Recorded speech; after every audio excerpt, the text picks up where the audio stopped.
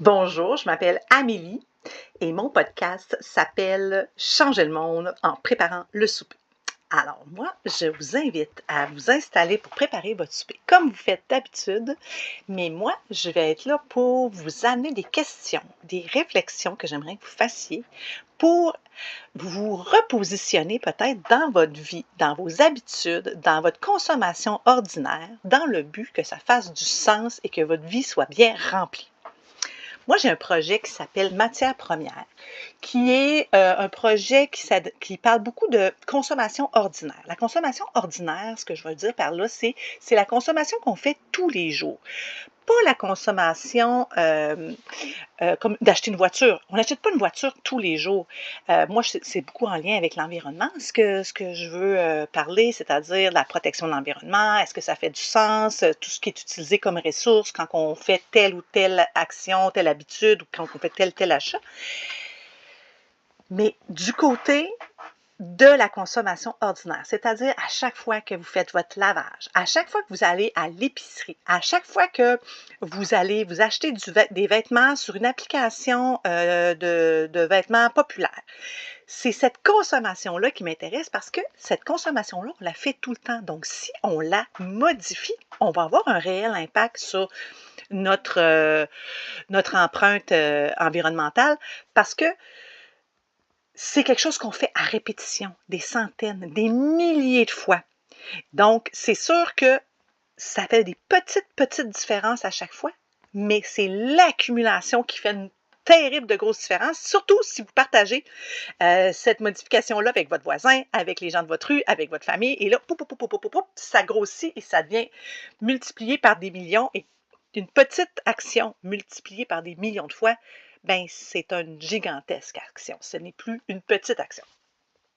Donc, mon projet s'appelle Matières premières parce que je pense que dans notre vie, on a déjà toute la matière première pour être heureux. On n'a pas besoin de plus, on a déjà tout ce qu'on a besoin. Dans les arts, la matière première, c'est ce qu'on a besoin pour créer quelque chose. Bien, dans votre vie, la matière première, c'est tout ce que vous avez, tout ce que vous êtes, tout ce que vous croyez, tout ce que vous faites.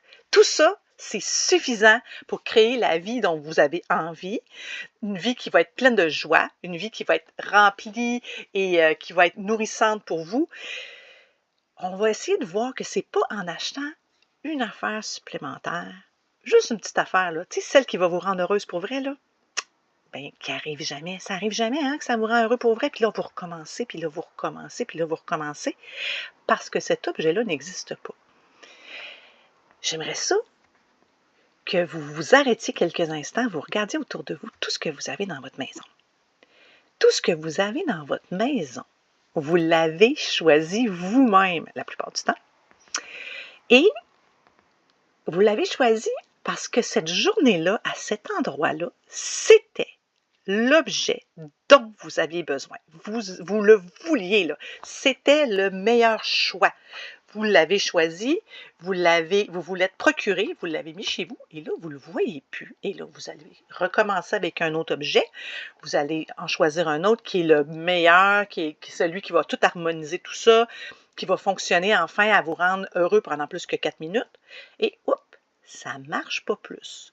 Donc, moi, ce que je vous invite, c'est à regarder ce que vous avez déjà, vous dire que tout ça, c'est des choses que vous aimiez beaucoup, que vous avez choisies, et que probablement, si on fouille là-dedans, on va trouver des choses qui peuvent vous remplir de joie par leur utilité, parce que c'est des outils, parce que les objets, il ne faut pas oublier que c'est des outils, hein, ça nous sert à quelque chose, ça doit nous servir à quelque chose. L'objet en lui-même ne peut pas nous apporter quelque chose d'intéressant, il faut qu'il nous serve à faire une activité qu'on aime, à nous sentir beau, à nous faire une activité, à créer un moment. Mais si on ne l'utilise pas et qu'on ne le crée pas ce moment-là avec cet objet-là, il ne sert à rien. Donc, moi, c'est cette matière première-là que j'ai envie qu'on ressasse, qu'on farfouille dedans, puis qu'on voit que finalement, on a tout ce qu'on a besoin déjà et probablement même plus. J'ai envie qu'on s'arrête à réfléchir à pourquoi je fais cette action-là de cette façon-là. Pourquoi cette habitude-là, je l'ai? Est-ce que je me suis déjà posé la question à savoir pourquoi je fais ça? Peut-être que j'ai fait la même chose que ma mère faisait, puis peut-être qu'elle non plus, elle s'était pas posé la question à savoir pourquoi je fais ça. Il y a plein d'affaires qu'on s'est jamais posé de questions, puis qu'on fait juste refaire ce qu'on voit, ou refaire quelque chose parce qu'on l'a découvert d'une façon, puis qu'on a toujours utilisé cette façon-là. Moi, j'ai envie qu'on regarde autrement. Je suis pas dans l'esprit minimaliste. J'ai pas envie qu'on enlève tout. Je pense qu'on peut vouloir des belles choses autour de soi. Je pense que être minimaliste ou pas minimaliste, c'est vraiment un choix personnel. Je vous inviterai pas à vous débarrasser de tout ce que vous avez, mais par contre, des fois, il y a des affaires qui servent à rien puis qui nous embêtent, puis que des fois, quand on les enlève, ça nous fait du bien. Ben, comment on les enlève? De quelle façon on choisit ce qu'on enlève? Qu'est-ce qu'on fait quand on l'a enlevé avec cet objet-là? Ça serait quoi la meilleure vie pour cet objet-là? Ça, c'est toutes des questions que je vais poser, que je vais vous amener à réfléchir et j'ai envie qu'ensemble, on crée un mouvement. Un mouvement de se dire, hey, on a assez. Peut-être que cet objet-là, sa vie chez nous est finie, mais peut-être qu'ailleurs, elle va commencer puis qu'elle va rendre la vie de quelqu'un beau, belle. Elle va rendre quelqu'un de beau, mais dans sa vie, elle va avoir une belle vie. Et euh, que cet objet-là, ben, la personne n'aura pas besoin de l'acheter ou n'aura pas besoin de l'acheter neuve. Fait qu'on évite de tirer des ressources de l'environnement. Donc, le but, c'est de faire circuler les choses. Le but, c'est de s'assurer que ce qu'on a autour de nous nous sert, rend notre vie plus remplie, qu'elle a plus de sens, qu'elle est plus joyeuse. La vie, il faut que ça soit beau, il faut que ça soit amusant, il faut que ça soit drôle, il faut qu'on s'amuse, il faut qu'on... Comment je fais dans mes habitudes du quotidien si j'ai trop de tâches, si je m'impose des choses qui finalement, peut-être que moi, j'ai pas besoin de faire pour rendre ma vie heureuse. Peut-être que moi, je peux supporter un niveau de vaisselle qui traîne qui est plus grand que ma mère, puis que des fois, ben, je m'oblige à faire parce que c'est comme ça que j'ai appris, mais peut-être que je pourrais en faire moins. Peut-être que j'ai pas besoin de refaire exactement ce que tout le monde fait. Peut-être que je fais tout comme il faut, que je suis une adulte correcte qui fait les affaires qu'elle doit faire comme une citoyenne à qui on demande certains trucs. J'achète les bonnes affaires, je suis une certaine tendance de société, je travaille comme il faut, je travaille à temps plein, j'ai un conjoint, j'ai peut-être des enfants, j'ai peut-être un animal de compagnie, j'ai peut-être une maison, un condo ou je suis en appartement. Peut-être que je me suis jamais posé les questions à savoir, c'est-tu vraiment tout ça que je veux ou j'ai juste suivi la route qui était tracée devant moi sans me poser de questions. Peut-être que cette route-là, ben, c'est pas la mienne. Ou peut-être qu'elle est un peu la mienne, mais pas complètement.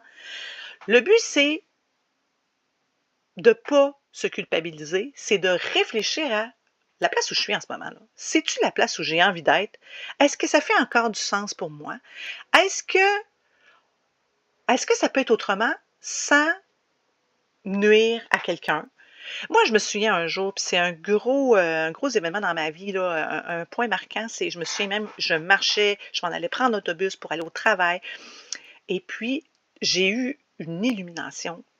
Je n'étais pas obligée de travailler à temps plein dans la vie. On m'avait toujours fait sentir que le but ultime, c'était de travailler à temps plein. Le but, c'est quand tu travaillais à temps partiel, c'était en attendant de travailler à temps plein. C'était une situation temporaire. C'était dans le but d'améliorer sa qualité de vie, ça passait obligatoirement par travailler à temps plein.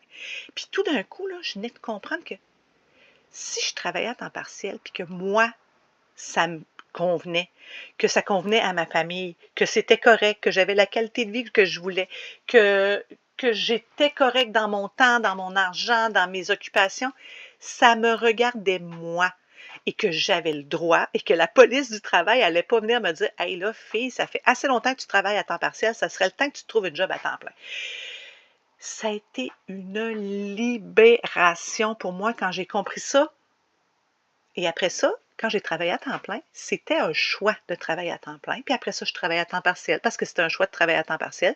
Puis là, présentement, j'ai un petit temps plein. Je fais 28 heures semaine et ça me convient parfaitement. Je travaille 4 jours semaine et pour moi, c'est le meilleur des mondes. Je ne dis pas qu'il faut faire ça tout le monde, mais moi, c'est ça qui fait mon affaire.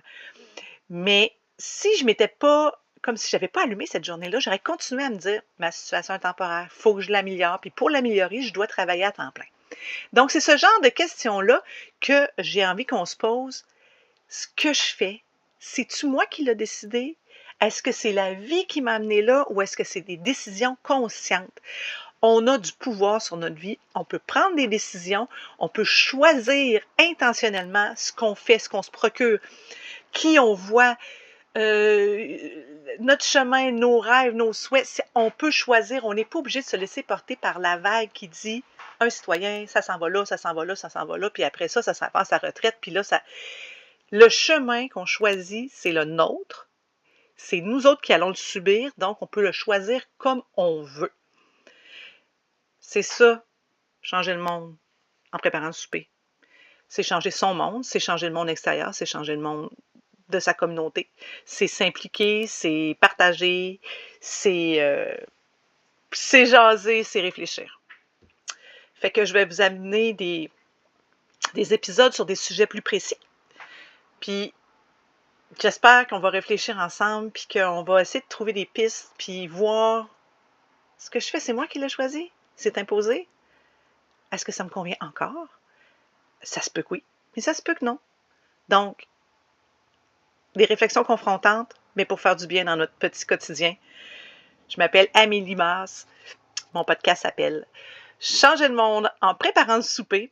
Puis je suis une personne qui aime beaucoup la consommation ordinaire, l'environnement, le sens. Trouver du sens dans sa vie. Donc, je vous invite à m'écouter encore, puis à réfléchir. Bonne semaine!